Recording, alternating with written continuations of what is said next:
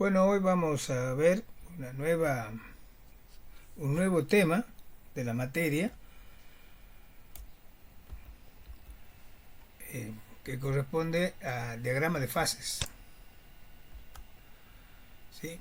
El contenido de la unidad temática se refiere al conocimiento, a la deducción de la regla de la fase de Gibbs, sistema de aleaciones binarias, regla de la palanca, aplicación práctica, sistema de aleaciones binarias eutécticas, diagrama de fase con fase intermedia, diagrama de fase de sistemas ternarios.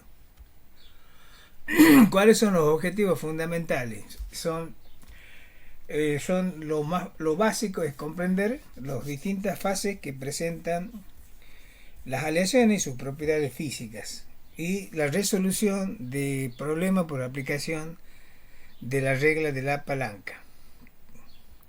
Bueno, habíamos visto anteriormente en la materia de química general, lo que es las definiciones son fundamentales de lo que es materia. Lo vamos a demostrar rápidamente en el siguiente diagrama. Entonces, la materia, que puede manifestarse en forma de mezcla, ¿sí? Entonces, recordemos que una mezcla es una porción de materia formada por dos o más sustancias que no reaccionan entre sí. La composición es variable y se pueden separar por procedimiento físico.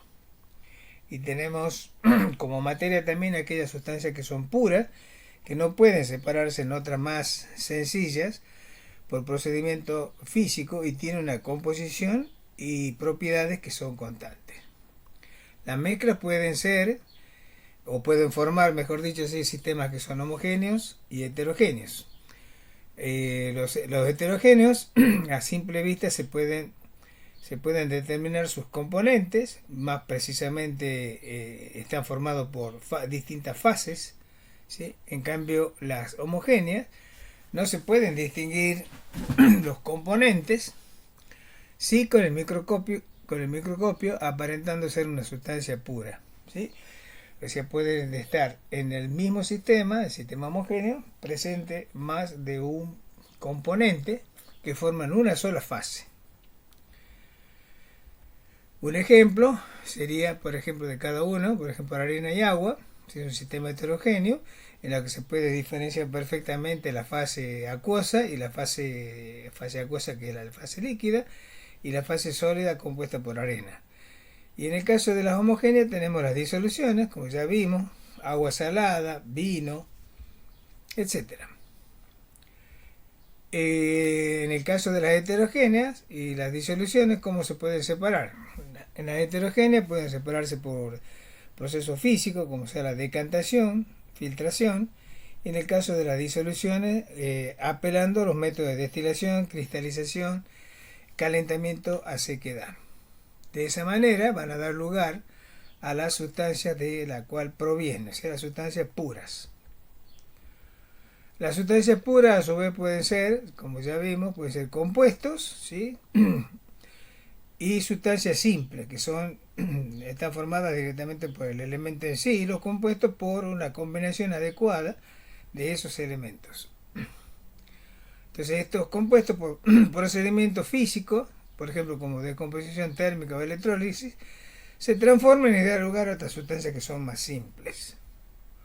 Por ejemplo, están constituidas por moléculas iguales,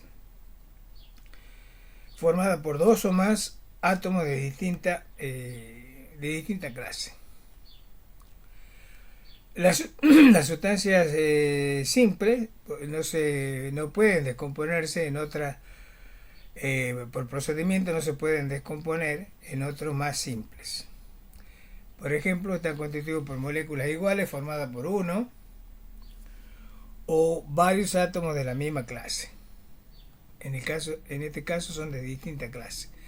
Por ejemplo, caso del agua, caso del carbonato de calcio, ese compuesto está formado por átomos de oxígeno y de hidrógeno.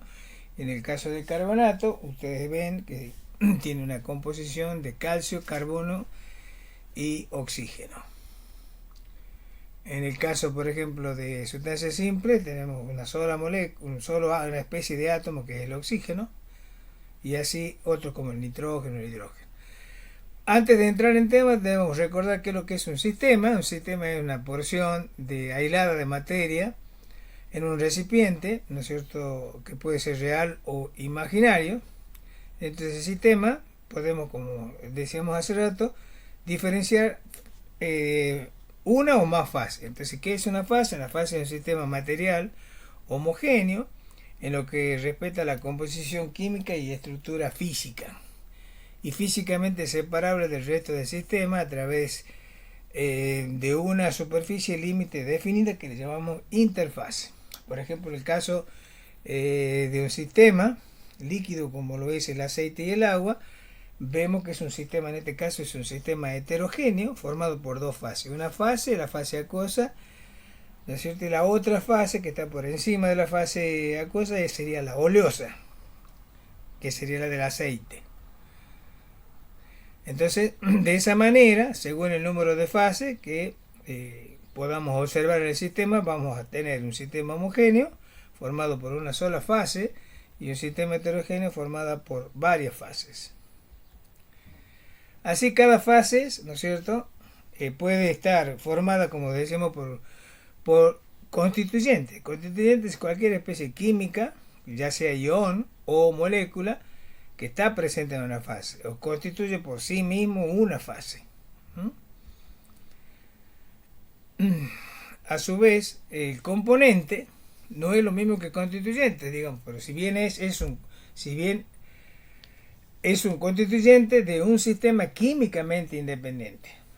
El número de componentes, que le llamaremos C, es el número mínimo de especies independientes que necesitamos para definir la composición de todas las fases presentes en el sistema. Entonces, por ejemplo, en el caso del agua, ¿sí?, tenemos agua pura, la cantidad de componentes es 1, ¿sí?, ese es 1. En la mezcla de etanol y agua tenemos 2 componentes, ¿sí? Esa es la cantidad mínima que dice acá, como dice la definición, de especies independientes que necesito para definir toda la fase, ¿sí? Cuando no hay reacción química, el número de componentes es igual al número de constituyentes. Entonces, por ejemplo, en este sistema, como es la reacción química, la descomposición por acción térmica del carbonato de calcio, que está en estado sólido, se descompone en óxido de calcio sólido y en dióxido de carbono gaseoso. En este sistema, de estas tres especies químicas, porque son tres especies químicas, tenemos tres fases, ¿cierto? La fase sólida correspondiente al carbonato de calcio, la fase sólida correspondiente al óxido de calcio y la fase gaseosa correspondiente al dióxido de carbono. Pero son tres los constituyentes. Tres constituyentes: el carbonato de calcio, óxido de calcio y dióxido de carbono. Y tenemos dos componentes, porque sería el número mínimo que necesito para que esté presente las tres fases. ¿Por qué? Porque por combinación del óxido de calcio y carbonato de calcio puedo obtener carbonato de calcio. Ese sería el número mínimo, que sería de acuerdo a la definición que hemos dado de componente.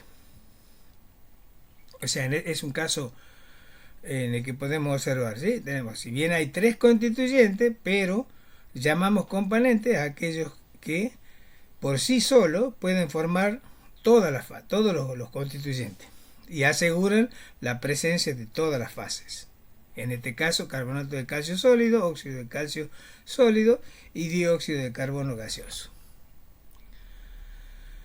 Por último, debemos considerar aquellas variables intensivas, son aquellas que son independientes de la cantidad de materia, como son la presión, temperatura, composición porcentual en peso o en moles. O sea, podemos expresar la composición. Esas son variables intensivas que ustedes ya saben y ya vieron en el curso anterior de química.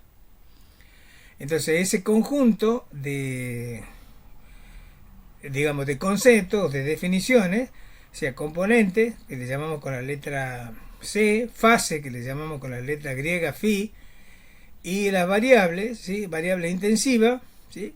Que son presión, temperatura, composición en peso, composición de fracción molar, composición en moles, por ciento en moles, ¿sí? Eso lo vamos a reunir en una ecuación que me va a dar la varianza según los componentes y la fase y las variables que estemos considerando. Nosotros debemos determinar la varianza o grado de libertad que se necesita para que el sistema en estudio quede definido. A la varianza o grado de libertad le llamamos V, V con V corta. Antes veremos, recordemos lo que sería, pues, en este caso, un diagrama, el diagrama de fase del agua, un diagrama muy sencillo que ya lo vimos también, ¿sí? En una presentación tridimensional, o sea, en donde tenemos presión, volumen y temperatura, o sea, las tres variables, ¿sí? Generalmente nosotros, en este caso, en el caso de la sustancia pura, la gráfica, cada sustancia tiene una gráfica o una representación característica. En este caso, del caso del agua, es una sustancia pura que se expande al congelarse. Si nosotros estamos acostumbrados a trabajar en un diagrama bidimensional, o sea, podemos trabajar en un diagrama presión-volumen, podemos trabajar en un diagrama presión y temperatura, o volumen-temperatura, o sea, la alternativa que nosotros necesitemos, ¿sí? O sea, vamos a trabajar en un sistema bidimensional de variables intensivas. Entonces, por ejemplo, si nosotros miramos a esta vista desde esta óptica, desde este lado, ¿sí? Vamos a tener una representación presión-volumen de esta manera. O sea, la campana esa que vemos acá, esta que vemos acá, ¿sí? Entonces tenemos los puntos característicos, este punto crítico sería acá, esta línea triple que la vemos acá como la vemos acá en esta parte, y esta recta que me representa la separación entre sólido y líquido, ¿sí? Sería como una recta de pendiente negativa, y esta otra parte, la parte de vapor, ¿sí? Sería la fase presente, la fase líquida, la fase vapor. En la zona de la campana tengo un sistema de dos fases, líquido y vapor, y acá en esta otra fase el sólido y vapor. Si la miramos desde la otra óptica, ¿sí? O sea, de acá vamos a tener el diagrama presión y temperatura, que es el gráfico que ustedes están más habituados a verlo, ¿sí? Entonces, el punto triple, ¿sí? Si lo vemos de esta manera, lo vemos como un punto, esta línea, la línea triple la vemos como un punto, ¿sí? Y este es el punto crítico, que es este punto que está acá. Esta curva, ¿sí? Que sería la línea que establece el equilibrio entre líquido y vapor, sería la zona esta de la campana, ¿sí? Y la otra, la parte de esta de la línea de sublimación, que me representa el equilibrio entre la fase sólida y la fase vapor, ¿sí? Sería esta que nosotros la vemos acá, ¿sí?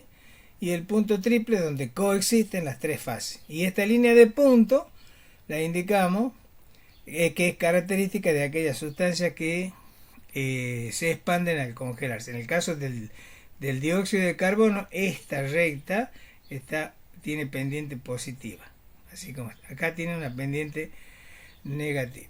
Ustedes esto ya lo vieron claramente cuando en la clase en el curso de química general, cuando abordamos el tema de propiedades coligativas.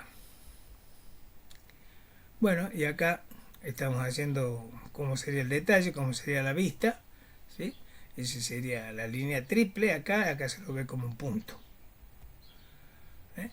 Y el punto triple, como dijimos, coexiste en las tres fases: vapor, líquido y sólido. Bueno, las reglas de las fases, vamos a demostrar cómo son las reglas de las fases. Según eso, es muy importante, porque de acuerdo a la variancia, vamos a obtener la variancia acá, que nos va a dar el número de variables independientes que necesitamos establecer para conocer perfectamente el estado del sistema. Por ejemplo, nosotros recordemos una propiedad termodinámica que era la energía libre de Gibbs, ¿sí? Que era igual a la entalpía menos la temperatura por la entropía.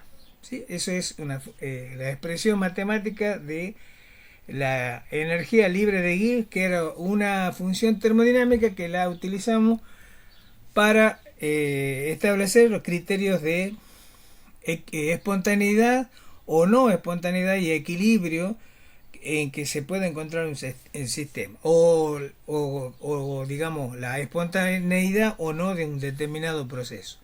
Si establecemos una diferencial, ¿no es cierto?, en ambos miembros, hacemos una diferencial total, ¿no es cierto? Hacemos esto como es un producto, hacemos la derivada de un producto, t por ds menos s por dt, que ustedes ya saben, ¿sí? Y si la transformación es reversible, o sea que esa transformación transcurre lentamente a lo largo del proceso en que ocurre la transformación del sistema para pasar de un estado a otro, entonces lo hace digamos, en forma lenta, ¿sí? Y en lo que no se puede apreciar un cambio notorio. Entonces transcurre en forma reversible. Entonces, si si la transformación es reversible, entonces si hacemos el DH, digamos la diferencial de entalpía, era igual a T por ds más el B por dt, ¿sí? O sea, el volumen por la variación de la presión, ¿sí? Si reemplazamos en la expresión de la expresión anterior, me va a quedar T por ds, sería esto, más B por dp, sería este, que habíamos reemplazado la definición de entalpía, ¿no es cierto? Y eliminamos los términos que son iguales, ¿sí? Entonces directamente me queda que el cambio de la entropía va a ser igual al volumen por el cambio de la presión menos la entropía por el cambio de la temperatura. Si a su vez, por ejemplo, tenemos la temperatura y la presión constante, o sea, esto es constante, significa, digamos, presión y temperatura constante significa que el cambio de la presión y el cambio de la temperatura sería cero, ¿sí? Entonces, que es un proceso de equilibrio, porque nosotros vamos a estudiar los diagramas de fase cuando el sistema está en equilibrio. Entonces, la variación de la energía libre de Gibbs a presión y temperatura constante es igual a cero, ¿sí? O sea que la energía libre de Gibbs en un estado 1 es igual a la energía libre de Gibbs en un estado 2, ya sea que haya un cambio de fase, por ejemplo. Si lo ponemos en un diagrama de presión-volumen, ¿sí?, tenemos la zona acá de la campana, o sea, acá tenemos el punto crítico, esta es la zona de vapor, ¿no es cierto?, de vapor saturado, esta es el líquido saturado, esta curva a partir del punto crítico, y esta línea azul me está marcando que hay un proceso que se lleva a cabo a temperatura constante, ese es un proceso isotérmico, ¿sí? Y en este tramo esa presión constante, porque estamos viendo acá la gráfica. O sea, el proceso de 1 a 2 lo hacemos a presión constante y a temperatura constante, porque esta sería la isoterma. Entonces estaríamos cumpliendo con estas condiciones. En ese caso, ¿sí?, bueno, acá ya la marcamos entonces la línea del líquido, la línea del vapor, como decíamos anteriormente, y la flecha me está indicando que voy desde el estado 1 al estado 2 en la zona de dos fases, porque acá en la zona de la campana tengo dos fases, una mezcla de líquido y vapor, ¿sí?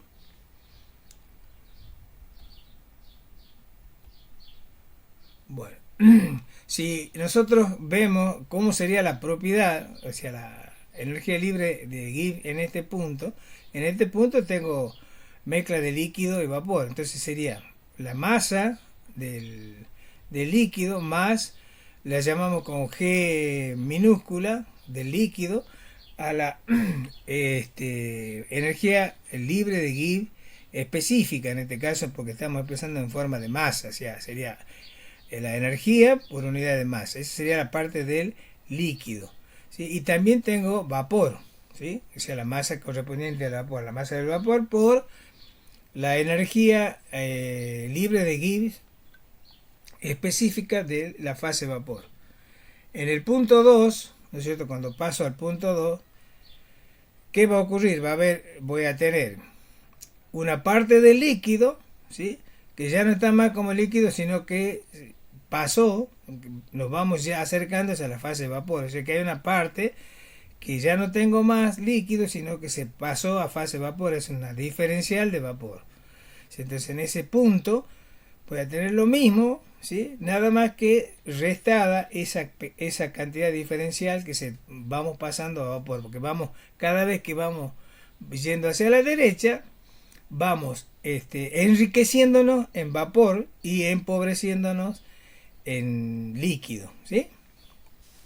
O sea, acá tenemos todo líquido y acá tenemos vapor, pero a medida que vayamos avanzando hacia la derecha, el sistema se va empobreciendo en líquido y enriqueciéndose en vapor. Entonces por eso es que restamos esa cantidad diferencial cuando pasamos del estado 1 al estado 2. Y a su vez, la masa del vapor, ¿sí? Respecto a lo que tenía en el estado 1, como este líquido se va transformando en vapor, lo va ganando la fase de vapor en la misma medida en que acá disminuye, ¿sí? Entonces, si desarrollamos, ¿sí? Hacemos el desarrollo de todo de esa suma, nos queda en definitiva, o sea que fijémonos que acá me queda este término, ¿sí? Ese término, ml por GL más MB por G sub B, que sería esto. O sea, eso sería G1. Y me queda este término, la diferencia de la energía libre de la fase vapor menos la energía libre de la fase líquida por la diferencial de la masa del vapor, ¿sí? Como entonces nosotros sabemos que el cambio es igual a 0, o sea que hacemos G2 menos G1, ¿sí? G2 menos G1 tiene que ser igual a 0, son iguales, entonces esto igual a esto, ¿sí? Si directamente me queda que la energía libre de Gibbs específica en la fase vapor es igual a la energía libre de Gibbs específica en la fase líquida. Esa sería la característica entonces de un proceso de un cambio de estado que ocurre a temperatura y presión, en este caso constante, están en equilibrio esa propiedad. En general, entonces, para phi fases, nosotros para un número dado de fases, ¿cierto? La fase I, la fase I, la fase triple I, hasta el número total de fases que pueda tener el sistema, son iguales por esta condición, ¿sí? Entonces, ¿cómo determinamos la variancia o grado de libertad? Bueno, la variancia va a ser igual al número de variables. Esto ya, quiero aclararle algo que ya, esto lo tratamos cuando hicimos el cálculo de la variancia en el tema de balance de masa. Ustedes ahí, si quieren recordar, pueden recurrir a la clase anterior. Entonces, la variancia va a ser igual al número de variables menos el número de incógnitas. O sea, las variables que nosotros tenemos en el sistema menos el número de ecuaciones, Ahora bien, vamos a definíamos C componentes, cada uno con phi fases. Si yo puedo tener un componente, por ejemplo, agua, en el que pueden estar presentes las tres fases, líquido, gaseoso y sólido. Y si tengo, por ejemplo, un sistema etanol-agua, el etanol también puede estar presente en esas tres fases. Yo tengo los dos componentes, cada uno con la respectiva fase. Pero acá hablamos de phi fase para no estar hablando de cada una de ellas en particular. Entonces, el número de variables que le llamamos A va a ser el número de variables por fase, ¿sí? Vamos a tener las variables que surgen del aspecto químico y del aspecto físico, ¿sí? Las más fáciles son la del aspecto físico. ¿Por qué? Porque vamos a trabajar con presión, se refiere a la presión y temperatura, ¿sí? Son las variables que debemos fijar, ¿sí? Entonces, y en el caso de los químicos, para C componente, con que nosotros fijemos si tenemos tres componentes, tres componentes, fijamos dos, entonces quiere decir que C-1 van a ser lo que faltan para establecer, ¿sí? O sea, si tengo 3, entonces 3 menos 1 van a ser, voy a necesitar dos variables, ¿sí? ¿Sí? No, dos variables que corresponden a la parte química. Pero siempre va a ser 2. Este número correspondiente a la parte física, las variables físicas son presión y temperatura, va a ser 2. Entonces, A, el número de variables, voy a tener así C menos 1 por phi, porque por cada fase, ¿sí? O sea, esto es por fase. Pero como tengo phi fase, o sea, sólido, líquido y gaseoso, o sea, voy a tener C menos 1 por las tres fases. Y 2 por phi, por 3, que sería la tres fases, va a ser 2 por phi. Entonces, si desarrollamos esto, me queda directamente que el número de variables va a estar dado por la cantidad de componentes más 1 y por el número de fases, ¿sí? O sea que si yo supongamos que tengo dos fases y tengo dos componentes, entonces va a ser 2 más 1 son 3, más por 2 son 6 variables, ¿sí? En total, para toda la fase. Bueno, ahora veamos cómo determinamos el número de ecuaciones, la parte B. Habíamos dicho que la variación de la energía libre a presión y temperatura constante, el cambio era igual a 0, ¿sí? O sea que quiere decir que se mantiene la propiedad, está en equilibrio en cada una de las fases. Entonces, para todas las fases ahora le cambiamos, para no andar poniendo el subíndice I, le llamamos alfa, beta, gamma hasta la fase eta a cada una de las fases que tiene el sistema. Y G va a ser la propiedad, ¿no es cierto?, termodinámica para esa fase, va a ser igual, ya sea la fase gaseosa, la fase líquida, la fase sólida y cualquier otro tipo de fase que pueda existir. Entonces, las ecuaciones para las variables, o sea, que debemos determinar cuáles son las ecuaciones para las variables químicas, ¿sí? Si tenemos, por ejemplo, para el componente 1, puedo tener la fase alfa, la beta, la gamma, hasta, qué sé yo, la fase que pudieran existir. Por lo tanto, la propiedad, en este caso la energía libre de Gibbs específica, del componente 1 en la fase alfa. A su vez, la energía libre de Gibbs del componente 1 en la fase beta, y así sucesivamente hasta cubrir toda la fase. Sería para el componente 1. Y en general, para un componente C cualquiera, para no andar poniéndole tantos subíndices, directamente decimos así. Ampliamos para el subíndice, para el componente 2, para el componente 3, para el componente 4, etcétera, etcétera, hasta los C componentes. O sea, acá hacemos por fase, acá hacemos por componente, y vamos a tener ese sistema de igualdades. Entonces, ¿qué surge de acá?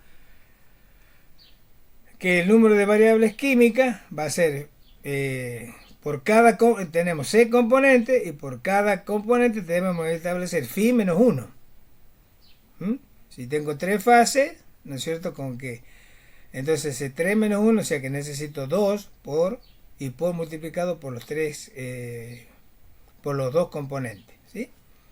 Esas serían las ecuaciones que surgen de considerar las variables que son químicas. Sería este conteo, digamos así.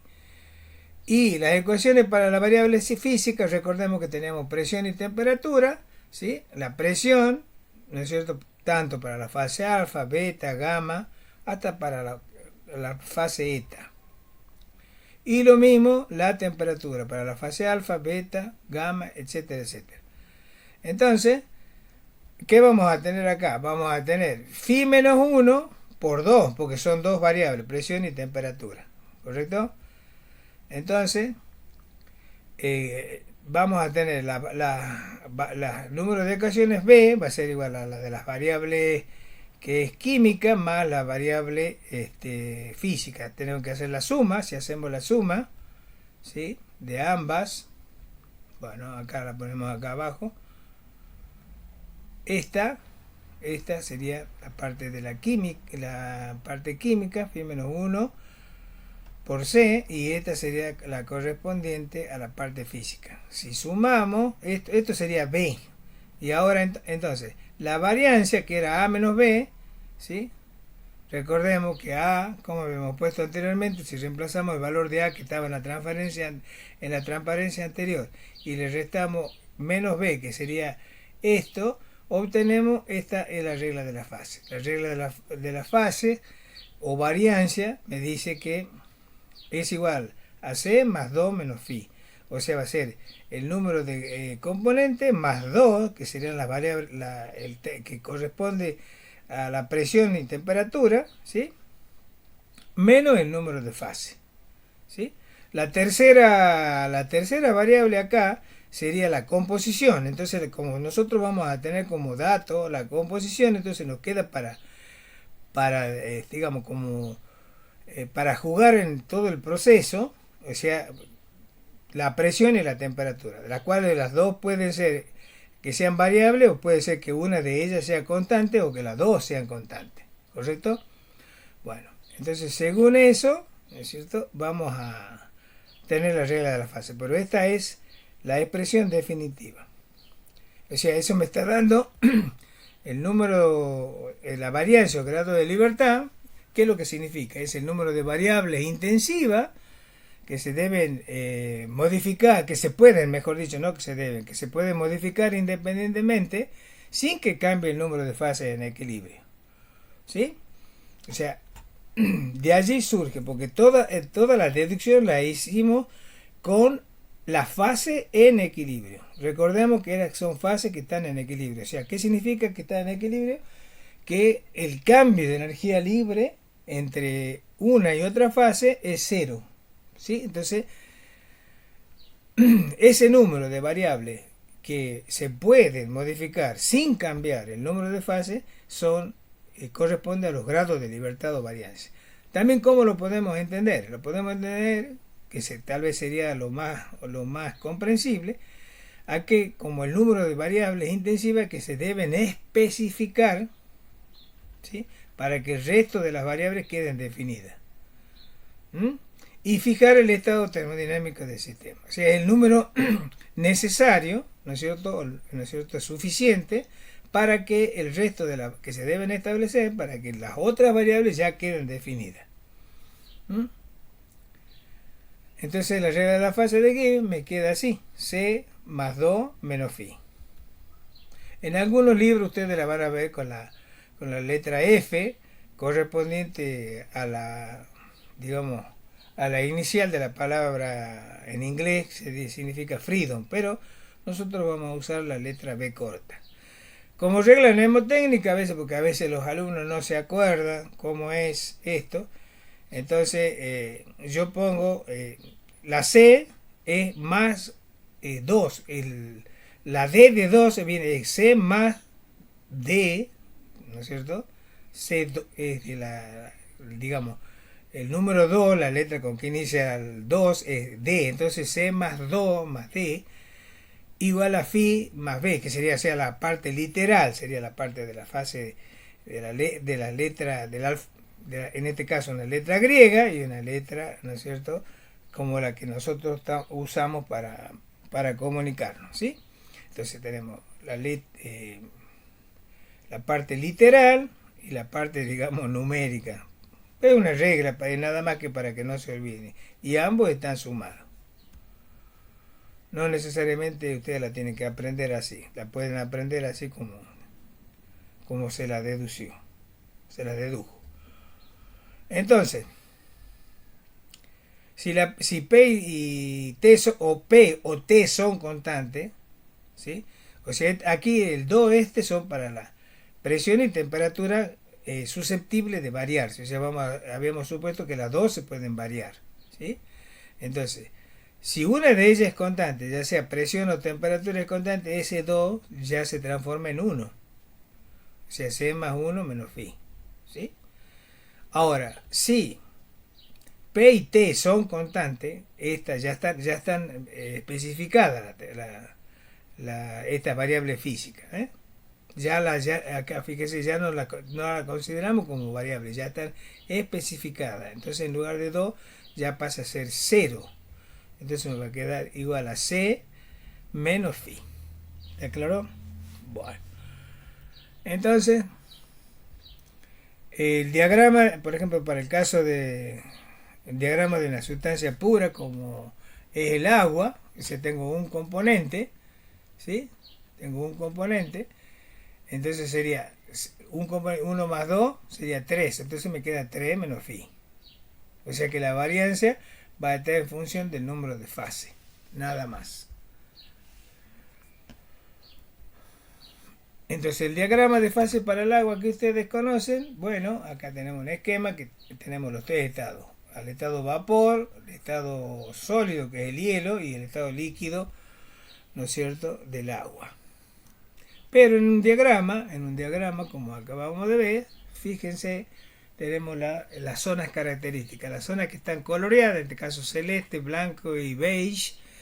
Cada zona implica o corresponde a una fase característica. Y la línea que hay en la frontera entre esa fase es una línea que establece el equilibrio entre ambas fases. En este caso, sería la vaporización, condensación, ¿no es cierto? Según que pasemos de líquido a vapor o de vapor a líquido, sería esta curva. Después tenemos la fase de sólido líquido, ¿no es cierto? Si es la zona de fusión, ¿no es cierto? O sea, si pasamos de sólido a líquido, de fusión, y líquido a sólido a solidificación, y esta parte de sólido a vapor, que sería la fase de sólido a vapor es sublimación, y de vapor a sólido era deposición, como la veíamos.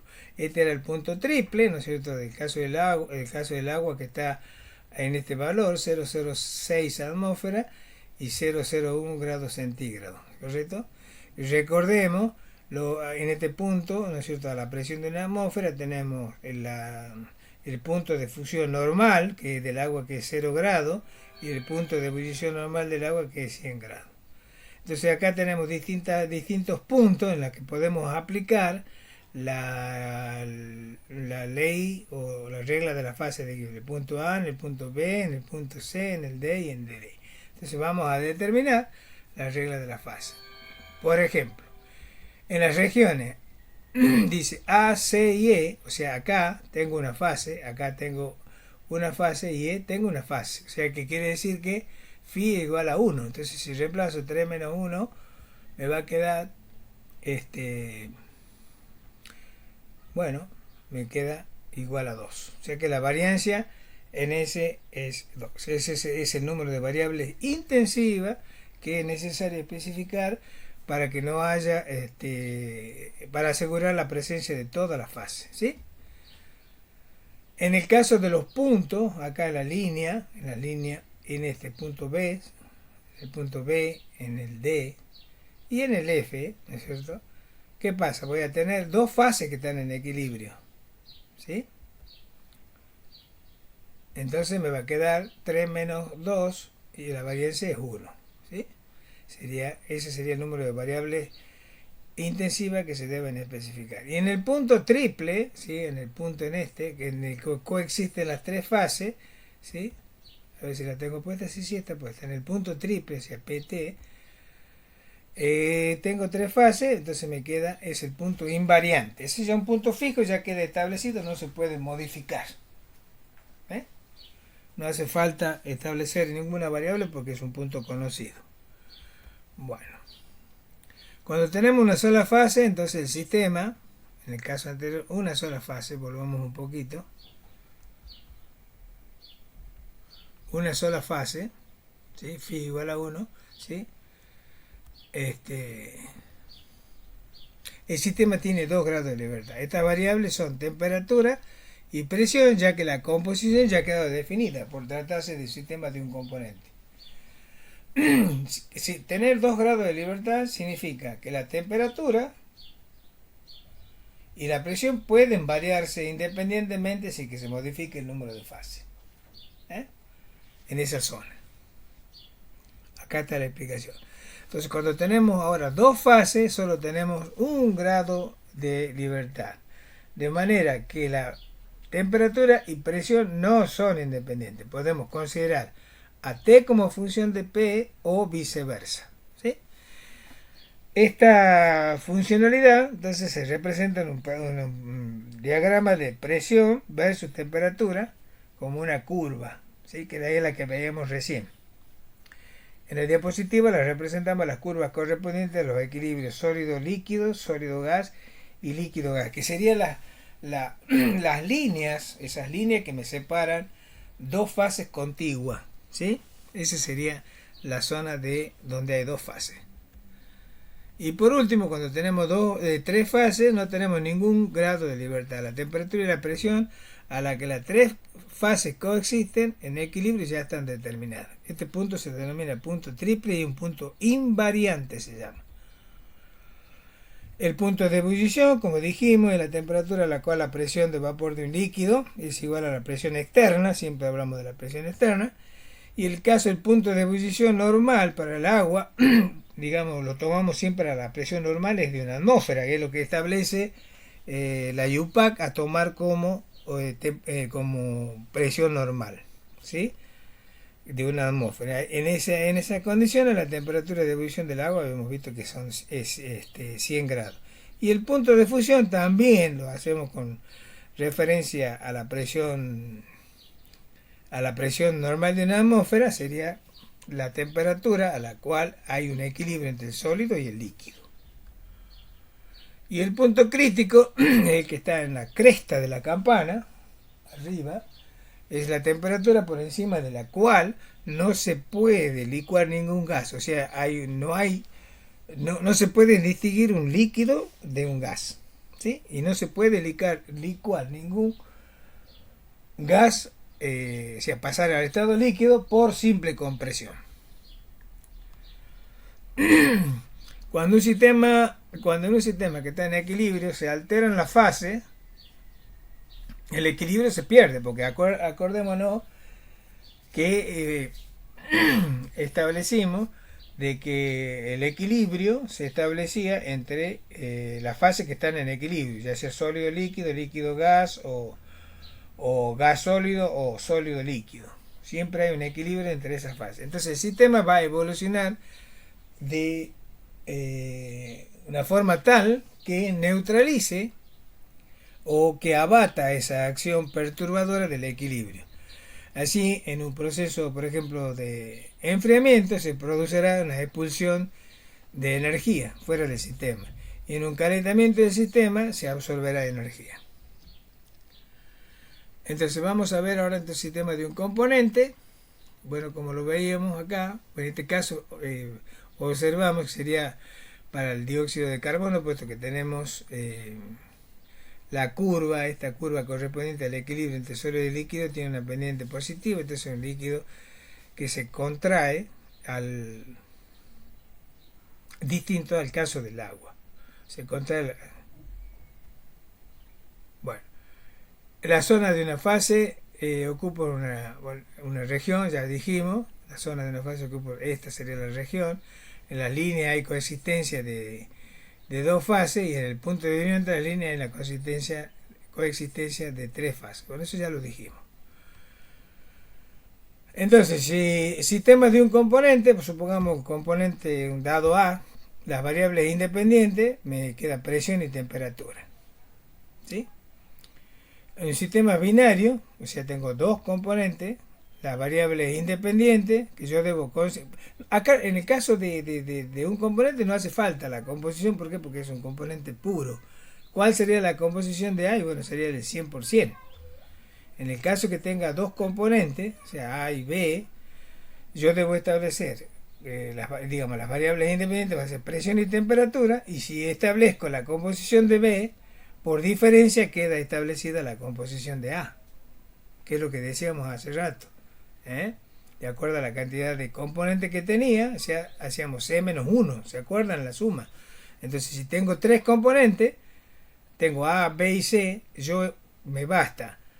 Si yo establezco la composición de dos de ellos, supongamos A y B, por diferencia queda establecida la del tercer componente, ¿sí? Por eso poníamos C menos 1, ¿sí? Los sistemas ternarios, bueno, acá lo vemos, fíjense, las variables son P y T, entonces yo necesito establecer B, la composición de B y la de C. Acá aclaramos entonces la parte que veíamos de la deducción de las reglas de la fase. Entonces, ¿qué es un diagrama de fase? Entonces, cualquier diagrama que muestre cuáles fases son estables en función de alguna variable o variable del sistema que hayamos elegido, ya sea presión, temperatura, composición en peso o composición en moles. Cuando se manejan sistemas de multicomponentes, los cálculos termodinámicos se hacen complejos y menos exactos a veces por no disponer de los datos adecuados. Esto yo lo digo, pero no lo vamos a abordar. Nosotros vamos a trabajar con sistemas sencillos, ¿sí? Para dar aplicación a los conceptos. En esos casos es común emplear entonces representaciones de datos experimentales para equilibrio, por ejemplo, de sólido-líquido, que han sido determinados en laboratorio, ¿sí? O sea, nosotros hacíamos referencia a los objetivos al comienzo de la clase, que era manejar sistemas sobre todo binarios, ¿sí? Y vamos a manejar lo más sencillo, no nos vamos a ir tan a los extremos, tan complicados, porque el objetivo es ver cómo se determinan esos sistemas binarios, cuáles son las fases que están en equilibrio y aplicación de la regla de la fase de Guy y aplicación de la regla de la palanca, que ya vamos a ver la demostración en transparencia más adelante. Entonces, como los sistemas naturales son complejos y a veces difíciles de interpretar, vamos a trabajar con sistemas simples de 2 o 3 componentes para entender los procesos, los principios que los controlan. Vamos a tener sistemas binarios. Sistemas binarios, acordémonos ya al comienzo también de la transformación. Por ejemplo, una solución es un sistema binario, agua y un soluto sólido, por ejemplo, no volátil, ¿sí? Que forman un sistema homogéneo, formamos una solución, ¿sí? Entonces el interés es determinar la cantidad de cada uno de ellos en la mezcla sin producir una fase adicional, es decir, se debe determinar la solubilidad del soluto en el solvente, ¿sí? Entonces para ello veíamos las curvas de solubilidad de un determinado soluto en un dado solvente. Por ejemplo, alcohol y agua formamos una solución, ¿sí? Entonces vemos, es necesario ver qué cantidades son capaces de solubilizarse, ¿sí? En este caso alcohol y agua, ¿sí? Los dos, si bien es cierto, son los dos son solventes, pero son miscibles entre sí, forman una sola fase y la solubilidad es ilimitada. Por ejemplo, en el caso si yo tengo agua y sal, bueno, es característico de que cada soluto tiene una determinada cantidad que puede determinarse en una dada cantidad de agua. Recordemos que la solubilidad se daba por cada 100 partes de agua, tantos gramos de soluto por cada 100 partes de agua. O sea, puede ser 10 gramos de sal o del soluto por cada 100 gramos de agua, ¿sí? Esa sería la solubilidad. Más allá de ese valor, entonces ya puedo tener dos fases. ¿Sí? Eso, recuerden un poquito, en todo caso pueden apelar a los apuntes que tienen del curso anterior de química general. Entonces, en este caso, la solubilidad es limitada. ¿Sí? Y en este caso, por ejemplo, agua y aceite, y no hay solubilidad. ¿Sí? Recordémonos que son dos líquidos de características distintas.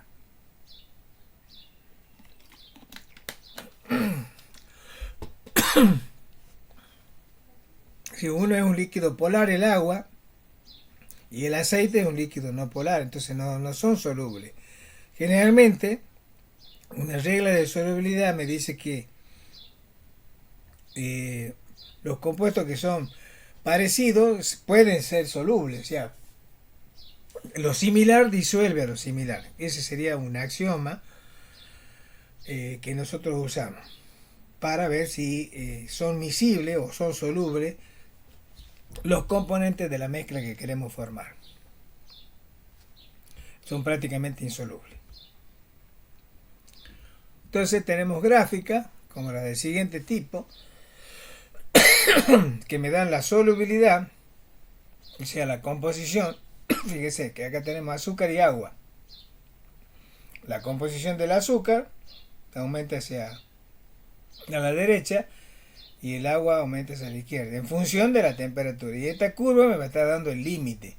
O sea, acá en esta zona tenemos una solución líquida. En cambio o sea, tengo una sola fase.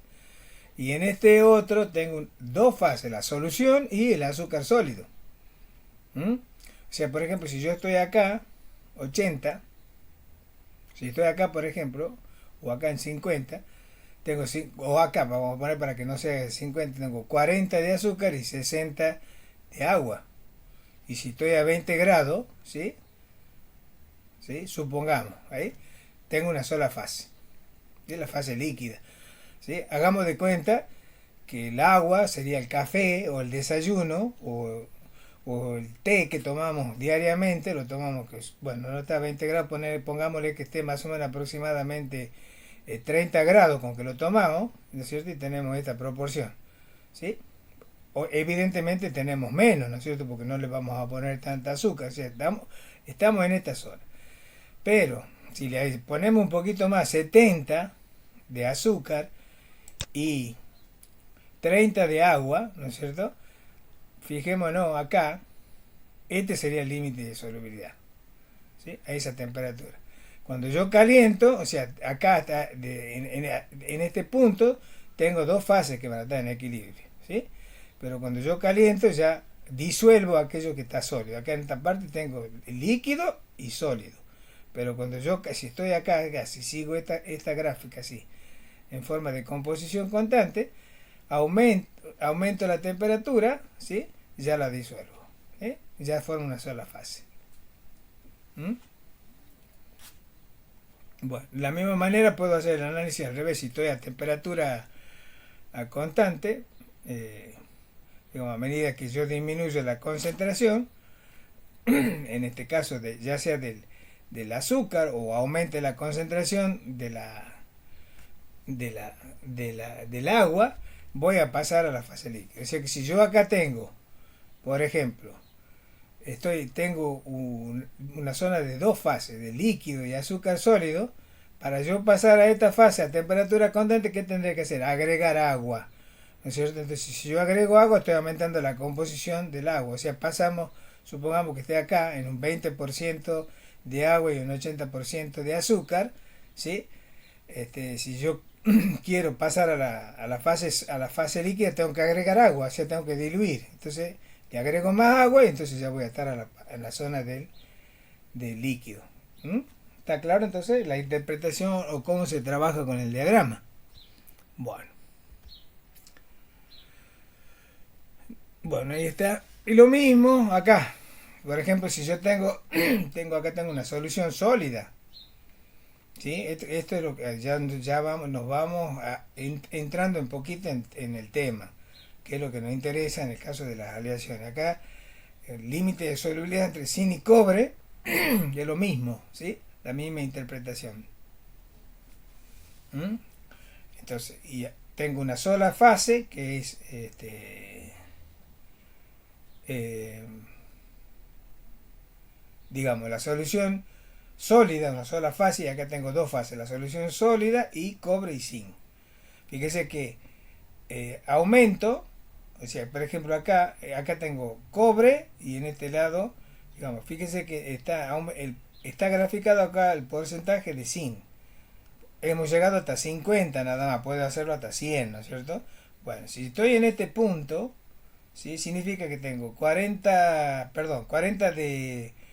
de zinc y el resto 60 de cobre. Si estoy acá, tengo un 20% de zinc porque estamos graficando el porcentaje de zinc y el 80% de cobre. O sea, el zinc crece para acá y el cobre crece para este lado. Entonces, de la misma manera, entonces podemos hacer, interpretar o hacer el mismo razonamiento que hicimos en el caso del agua con el azúcar. ¿Mm?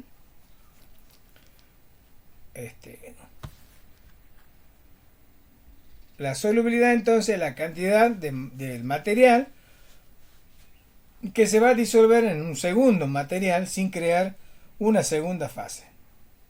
¿Sí? O sea, acá tengo una sola fase, acá voy a tener dos fases. Y este es el límite, esta es la curva que me da el límite de solubilidad. Que digamos que está regido ya sea por variación de la temperatura, ¿sí? O por variación de la concentración acá. ¿Mm? O sea que si yo estoy en este punto, que tengo dos fases y quiero pasar acá, ¿qué tengo que hacer? Tendría que disminuir la concentración del zinc o bien aumentar la concentración del cobre. ¿Para dónde aumenta la concentración del cobre? Para acá. Si estoy a temperatura constante. O sea, si estoy acá, supongamos, son 100 grados, y estoy acá en esta fase y quiero pasar a una sola fase, ¿qué tengo que hacer? Disminuir, ¿no es cierto?, la de zinc o aumentar la de cobre. O bien, ¿sí?, aumentar la temperatura. Porque ¿sí? Si estoy acá en este punto, tengo que aumentar la temperatura, pero bueno, no es feliz la elección porque acá vemos que no vamos a llegar nunca a una sola fase sólida. Entonces, en este caso, si estamos en este punto, por ejemplo, a 35 yo puedo calentar, estoy acá, si yo caliento, en ese punto, si yo caliento a más de esa temperatura, o acá, digamos, si estoy ahí, ¿sí?, más o menos, sí, justo 35 grados, estoy a 200, sería el límite. Si yo caliento, ya paso a líquido. Y si se enfría, tenemos dos fases. ¿Eh? Ese sería más o menos el manejo o la interpretación del diagrama de fase. Entonces se pueden presentar, vamos a presentar dos tipos de solubilidad. Una solubilidad ilimitada, ¿sí?, condición que se presenta cuando la cantidad de material que se disolverá en la otra es ilimitada sin crear una segunda fase. ¿Sí? Y la otra que sea obviamente limitada. Condición referente a que solo se puede determinar una determinada cantidad de un material disoluto en un material solvente. En determinado sistema, entonces la solubilidad es limitada, como ocurre en el caso de la salmuera, y en otro caso similar ocurre entre el cobre y el zinc, en que la solubilidad aumenta con la temperatura. La solubilidad aumenta con la temperatura. O sea que si yo estoy en este punto, ahí tengo dos fases. Aumento la temperatura, aumento, paso la zona de que me marca la límite de solubilidad marcada por esta curva. Cuando yo sigo aumentando la temperatura, yo digamos, llego a la zona de una sola fase. Una aleación, entonces nosotros vamos a ver lo que son las aleaciones, una mezcla de un metal con otro metal, o no metales, ¿sí?, o de un cerámico, ¿sí?, en este caso por ejemplo un óxido, con otro cerámico u óxido. O sea, el tema, el manejo de estos diagramas es crucial acá porque lo vamos a aplicar tanto en materiales que son metálicos, o sea, soluciones de metales, o en el caso de cerámicos o vidrios, ¿sí? También que es un tema de la materia.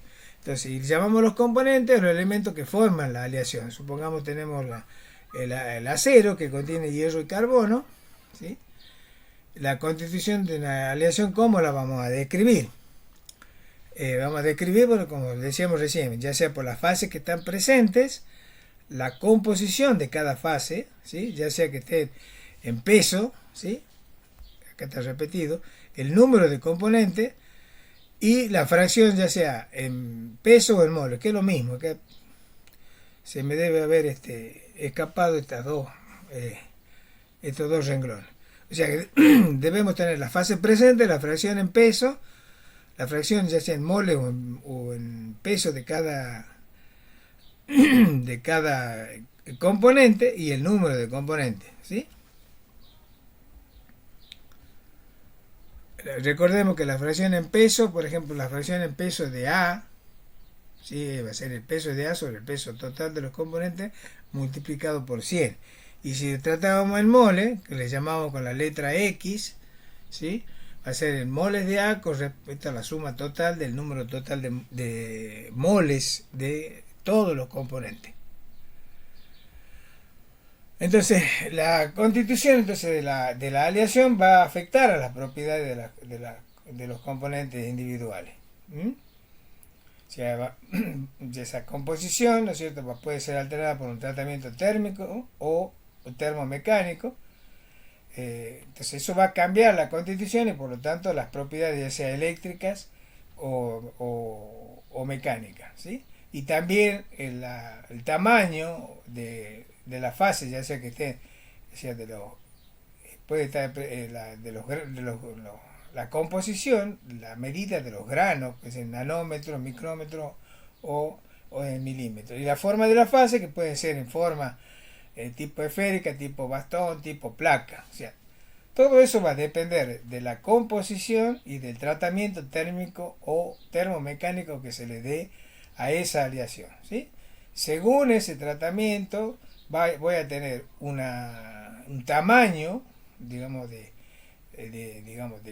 grano de cada fase y la forma, y según ese tamaño y la forma van a depender las propiedades mecánicas o eléctricas. Es muy importante eso. De todas maneras, toda esta parte, creo que ustedes la van a ver en otra materia que se llama materiales metálicos, que también es del mismo nivel, del mismo curso, ¿sí? Entonces, las aleaciones, entonces son soluciones de un sólido en otro, ¿sí? En otro sólido. Solutos, tengo soluto y solvente que son sólidos. El acero, por ejemplo, la aleación de hierro y carbono, el acero inoxidable, aleación de hierro, carbono y cromo y níquel. El latón es una aleación de cobre y zinc, bronce es una aleación de cobre y estaño. O sea, son soluciones de un sólido en otro. Cada uno de esos sistemas, ¿sí?, va a presentar una configuración en la que puede haber una, dos o más fases. Mejor dicho, dos o más fases. Una fase no, porque sería componente puro, ¿sí? Las soluciones sólidas de metales, por ejemplo, ¿cómo se pueden dar?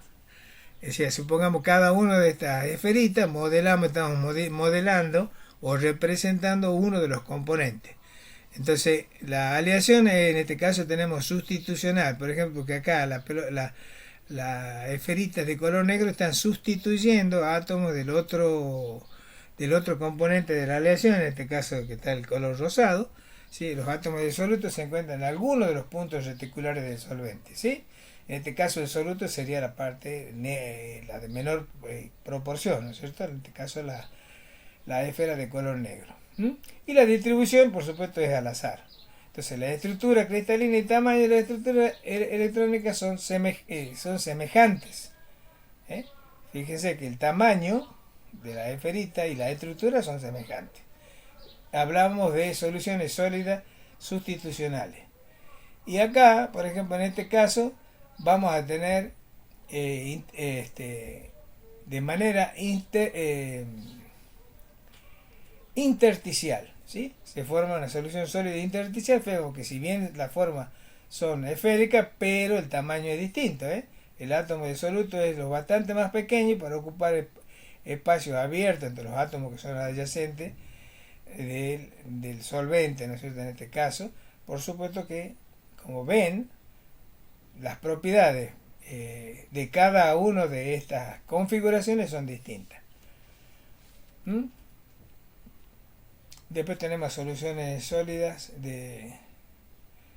por ejemplo, de compuestos, o sea, esto es de metales, si es un elemento simple, cobre, zinc, cobre, estaño, etcétera. Y acá ya tenemos, fíjense que son compuestos.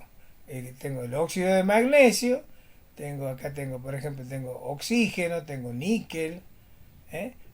Entonces tengo otra configuración. ¿Sí? Esas soluciones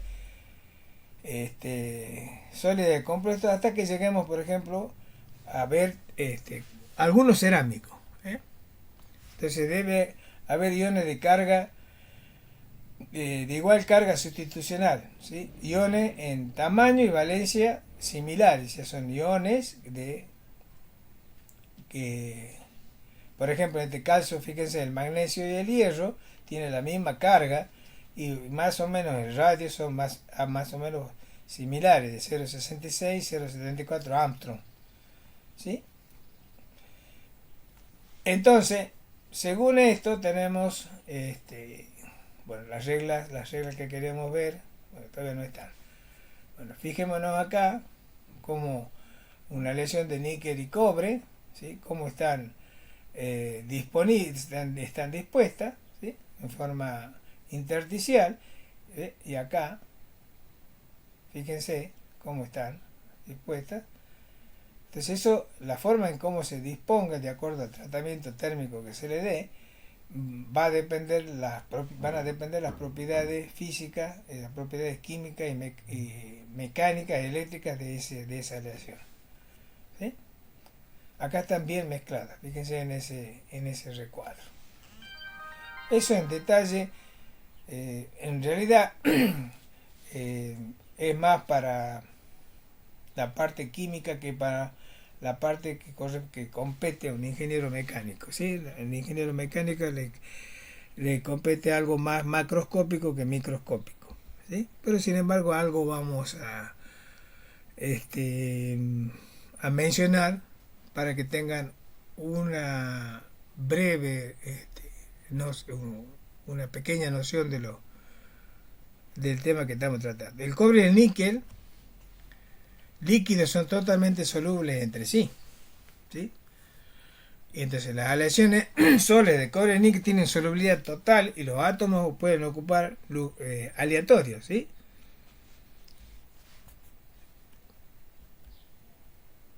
Sí, entonces hay una solubilidad total, porque son más o menos del mismo tamaño. Las aleaciones de cobre y zinc son con más de un 30% de zinc aparece una segunda fase debido a la solubilidad limitada del zinc en el cobre.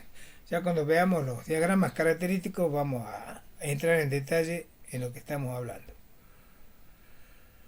Los diagramas de equilibrio, ¿cómo se obtienen los diagramas de equilibrio? ¿Sí? Mediante análisis térmico. El análisis térmico se refiere al estudio de la variación de la temperatura de un metal o aleación durante su calentamiento o enfriamiento. ¿Sí? Entonces podemos tener una aleación con distintas composiciones, por ejemplo, de aleación del tipo binario, composiciones diferentes del metal, del componente A y del componente B, y vamos a ver cómo evoluciona esa mezcla, ¿sí? A medir si la calentamos o la enfriamos, ¿sí? Entonces se hace una curva, se hace un perfil de ese calentamiento en función del tiempo, sería esta la curva de calentamiento, ¿sí? Y la curva de enfriamiento, ¿sí? Hacia arriba y hacia abajo, por ejemplo. Entonces las cantidades de calor constante por unidad de tiempo tenemos una elevación continua de temperatura siempre que este no sufra ninguna transformación, ¿sí? En el momento que hay una transformación, ¿no es cierto? O hay una discontinuidad de la fase, significa que estamos en presencia de una mezcla, ¿sí? O que ese sistema no es puro. ¿Por qué? Porque justamente tiene dos componentes. Entonces, las transformaciones experimentales en la estructura de los metales generalmente ocurren con absorción o desprendimiento de energía. Si en el calentamiento o enfriamiento de un metal este pasa por alguna transformación estructural, la curva de enfriamiento presentará una inflexión, que es lo que decíamos. Si hay, en el caso de una sustancia pura, cuando pasamos de una fase a otra fase, cuando se acaba una fase y comienza la otra, esa transformación, esa temperatura constante, es la forma de una meseta. En el caso que sean dos componentes que son distintos, entonces vamos a tener un punto de inflexión, que sería no va a ser, la meseta no va a ser horizontal, sino que va a tener una pequeña inclinación. En el caso del metal puro, entonces la curva de enfriamiento presenta una meseta que acabamos de decir y que corresponde a la temperatura de solidificación. Por ejemplo, acá, entonces ahí tengo, viene, supongamos que tengo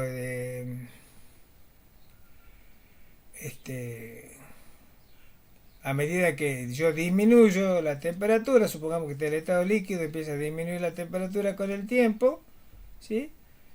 Llega un punto tal y se establece una meseta hasta que todo ese líquido pasó a sólido, ¿sí? Sería la meseta esta, si fuera puro. Si fuese impuro, o sea, tiene otro, esto ya no va a ser una meseta, sino que va a tener una pequeña inclinación y recién va a venir la parte del sólido, ¿sí? Bueno, acá en este caso se presenta una situación irregular, que hay un equilibrio metaestable, ¿sí? Pero que es efímero, ¿no es cierto? Dice, hay un pequeño subenfriamiento y luego se recupera. Esa parte se llama recalescencia, ¿sí? El diagrama, por ejemplo, el diagrama de fases binario de un sistema binario que tiene dos componentes muestra las fases y sus composiciones de cualquier combinación de temperatura y composición de la aleación, ¿sí? Se pueden tener tres tipos de diagrama, ¿sí? Nosotros vamos a ver la resolución de los problemas. Sí, podemos tratar el primer tipo y el segundo tipo. En el primer tipo, en el que tenemos solubilidad total al estado sólido y líquido, y el tipo 2, solubilidad total al estado líquido e insolubilidad al estado sólido, ¿sí? Y un tercero, ¿sí?, donde tenemos solubilidad total al estado líquido y solubilidad parcial al estado sólido. Vamos a ver las características de cada uno de ellos, ¿sí? La del tipo 1, en el tipo 1,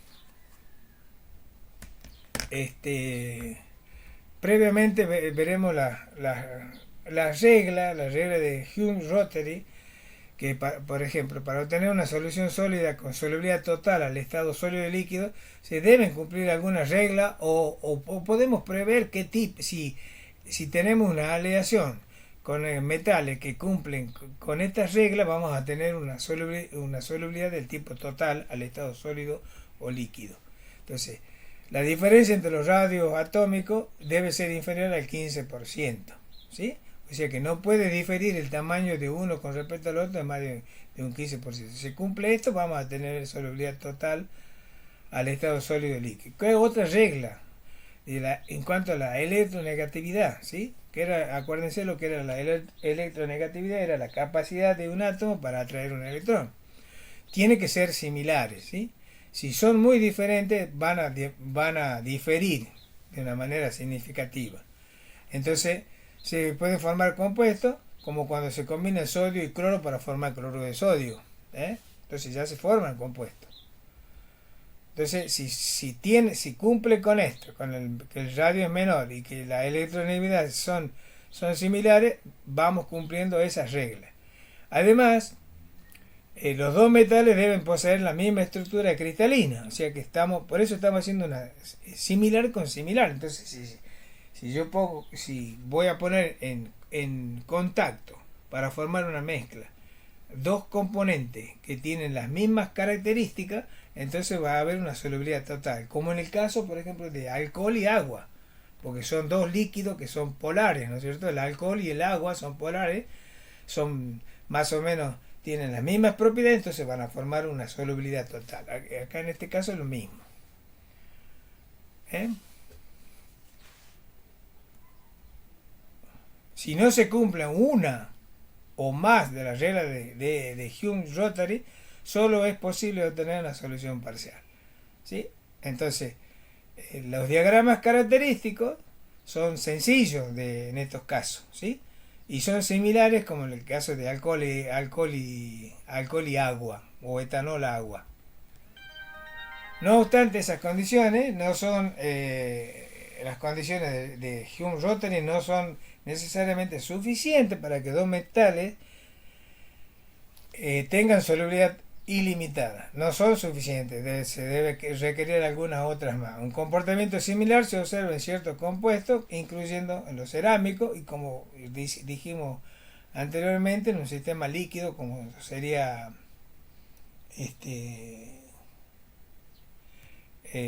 alcohol, etanol, agua, o un sistema, por ejemplo, benceno tolueno. El benceno, recordemos, la estructura del benceno y la estructura del tolueno, que tiene la estructura del benceno y un radical metilo. Y entonces, cuando queremos formar una mezcla de eso, la característica es similar a la que vamos a ver ahora. La gráfica, el diagrama de fase característico es similar. Entonces, fijémonos acá, cómo sería la curva de enfriamiento de un líquido. Por ejemplo, este es un líquido puro. ¿Por qué? Porque estamos en el líquido, entonces a medida que el líquido disminuye la temperatura, acá observamos una meseta. ¿Hasta que qué? Hasta que el líquido, al disminuir la temperatura, ya pasa al estado sólido, ¿sí? A través del tiempo, ¿sí? Ese sería un líquido puro. Pero, ¿sí? Acá solidifica a temperatura constante, se mantiene constante. Pero, por ejemplo, en el caso de la curva de enfriamiento, para una mezcla, ¿no es cierto? En este caso tiene dos componentes y una determinada composición, el perfil va a ser distinto. Acá observemos, viene el líquido, acá no hay esta meseta, no está bien marcada como acá. Entonces hay una pequeña inflexión, ¿sí? O sea, en este punto, en este tramo, hay una pequeña inflexión y recién acá tengo la parte sólida. Este sería el perfil de temperatura-tiempo de una determinada composición de una mezcla, porque, por ejemplo, 20% de A y 80% de B, por ejemplo. Sería ese perfil. Y en este caso sería el 100% de A. ¿Por qué? Tengo esta meseta porque es puro. ¿Sí? Justamente eso es una manera para detectar si una sustancia es pura o no. Si la sustancia es pura, cuando hacemos la curva de enfriamiento, ¿sí? O calentamiento, vamos a notar esta meseta, que es uno de los ensayos que se hace para determinar la pureza de algo que creemos que es una mezcla.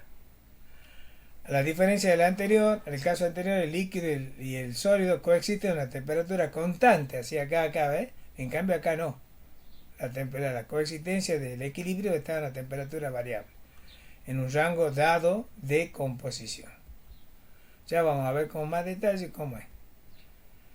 Entonces, la curva de enfriamiento para una sustancia posee dos componentes o elementos para diferentes composiciones.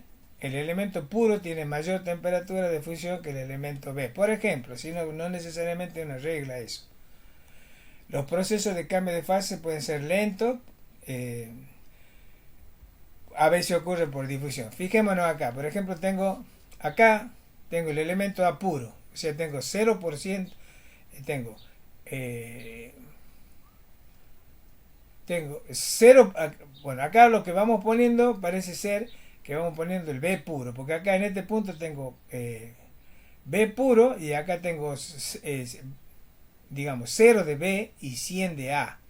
Este sería A puro, 100% de A. Entonces, a medida que hago la curva, confecciono la curva de enfriamiento, a medida que disminuye el líquido, llega a un punto tal en el que va a ocurrir un cambio de fase y ya tengo la fase sólida. Ese sería 100% de A y 0% de B. En este caso, fíjense que yo tengo un 10% de B y ¿cuánto de A? Un 90. ¿Sí? Acá tengo un 20% de A, de B y un 80% de A. Y así, 40% de B y 60%. Y observemos entonces que acá se forma esta pequeña curva en la que van a coexistir las fases de los dos componentes. O sea, ya no es una meseta. Fíjense que va ocurriendo una inflexión. Hasta que, por ejemplo, ya en este punto ya no tengo nada de A y tengo 100% de B. Entonces acá esta va a ser la curva de enfriamiento característica del componente B. ¿Sí? Entonces, ¿qué va a ocurrir? Va a ir ocurriendo, a medida que vayamos enfriando, se va a ir formando sólido. Y ¿qué significa que se va formando sólido? Va a haber un crecimiento de los cristales, porque esto tengo una aleación. Cada punto es una aleación. ¿Sí? Entonces, acá va a haber una formación de cristales. Y aquí tengo líquido, acá va a haber una cierta estructura de la mezcla y acá voy a tener la otra estructura ya del sólido. ¿Sí? Entonces, fíjense, se van formando a medida que va pasando del líquido al sólido, se van formando núcleos, ¿sí?, de sólido, ¿sí?, hasta que se van uniendo, se van tomando esta configuración hasta que al final ya tengo el sólido en lo que se ven los límites de cada grano. Esas formas irregulares que veo acá serían los granos, ¿sí? Esa sería la estructura, la microestructura, digamos, de la fase sólida. Entonces, las propiedades, como decíamos anteriormente, las propiedades mecánicas van a depender de esa estructura granular, de cómo se hayan formado, de cómo haya sido digamos, la aleación. ¿Sí? A ver. Bueno, supongamos, para hacer una curva de enfriamiento, ¿qué vamos a graficar?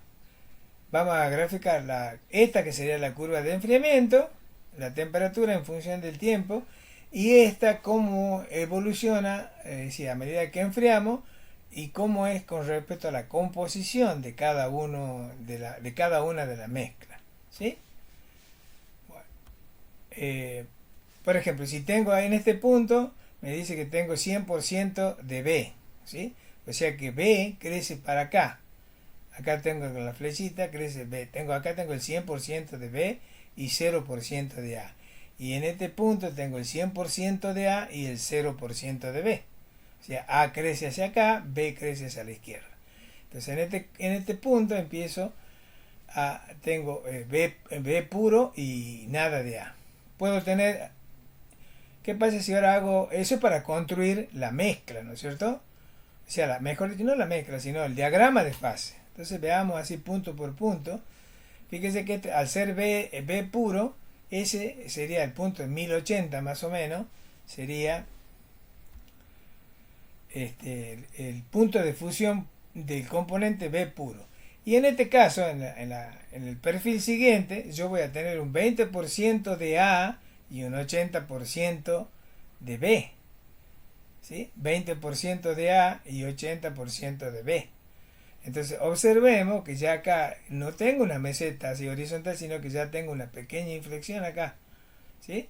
Entonces tengo el líquido en este punto y el sólido en este punto. Fíjense, si lo extrapolamos en el otro diagrama, ¿cómo sería? Así. O sea, el líquido, ¿sí?, porque tiene la misma composición 20. Esa sería la del líquido, sería esta la del líquido y esta sería la del sólido. Y entre estas dos va a haber una mezcla de los dos, ¿correcto? Vamos a otra composición de un 50% de A y un 50% de B. Entonces, de la misma manera, proyectamos en este diagrama de temperatura composición, hacemos la proyección, ¿sí?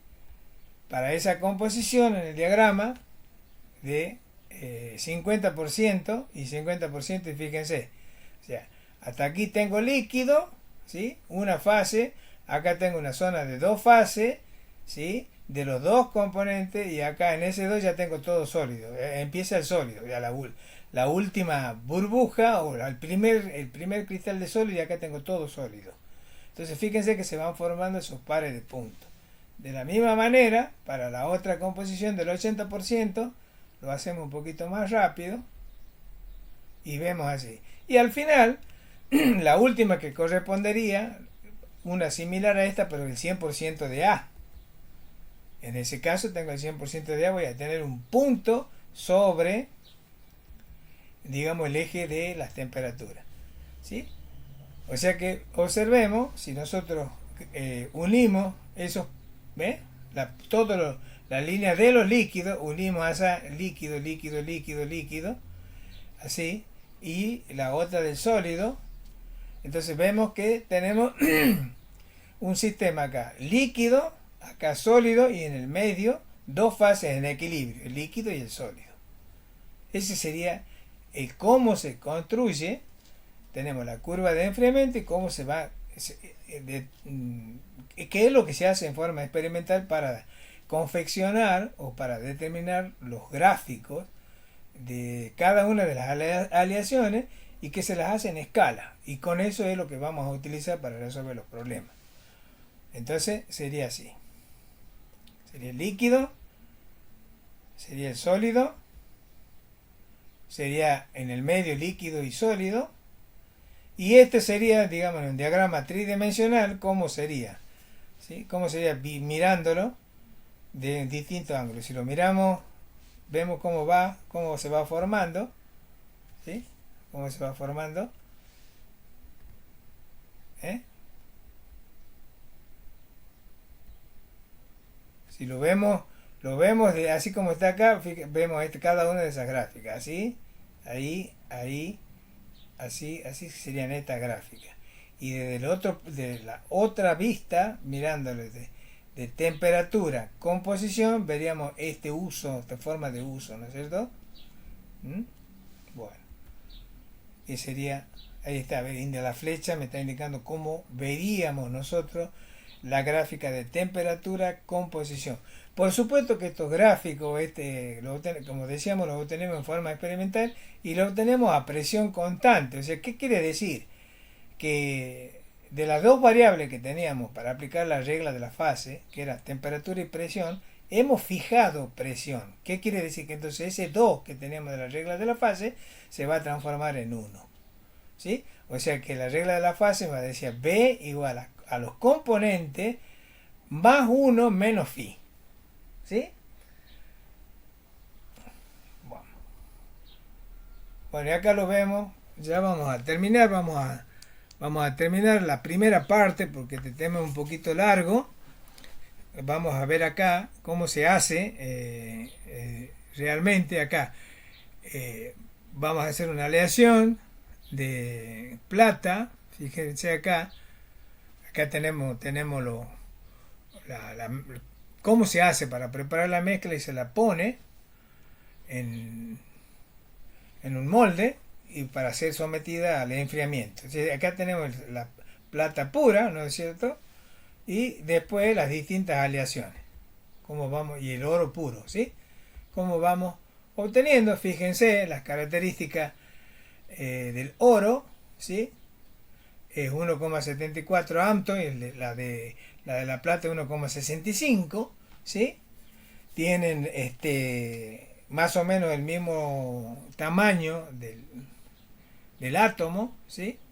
Entonces, si hacemos las distintas mezclas, ¿sí? Acá tenemos un 75% plata puro, 75 de plata y un 25 de oro.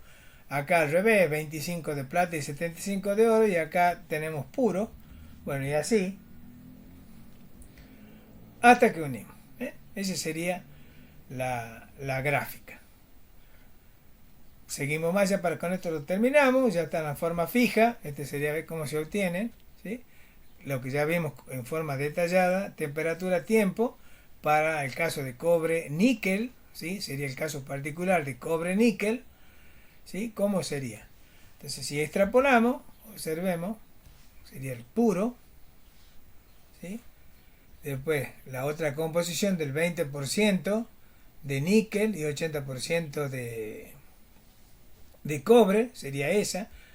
Después, para el 50% sería esta, ¿ves? 50% y 50% de acá del líquido, y así sucesivamente hasta que se construye. De esa manera, nosotros vamos a obtener de la curva de enfriamiento, vamos a obtener la curva de temperatura composición. ¿Por qué? Porque la temperatura la sacamos de acá.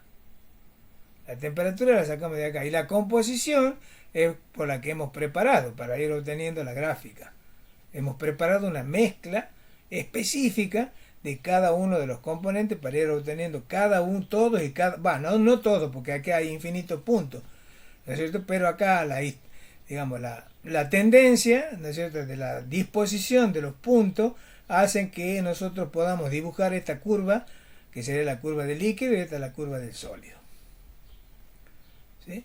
Y tenemos, bueno, acá tenemos el dibujito, cómo sería la disposición del líquido, ¿no es cierto?, cómo está, tiene mayor movilidad, y acá hay un cierto empaquetamiento de los átomos de níquel y cobre, un cierto ordenamiento, cómo sería la estructura cristalina de la fase sólida, porque lo que nos interesa es, digamos, la fase sólida, ¿no es cierto?